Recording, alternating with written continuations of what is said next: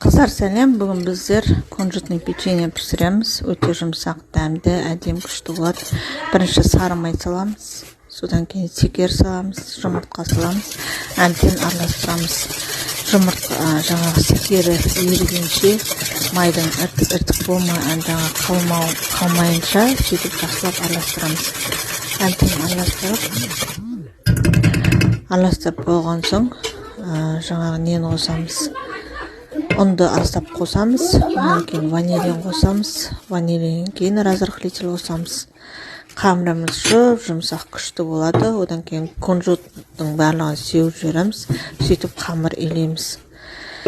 Барлық ұнды салып қамыр илейміз. Қамыр илеп болғасын пергаментный бумагаға осындай домалақ етіп, қолымызбен басып жіберіп печенье тәріздес қылып жасаймыз. Болды, пісіруге жібереміз.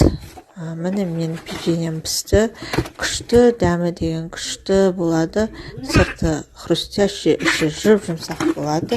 Жасап көріңіздер.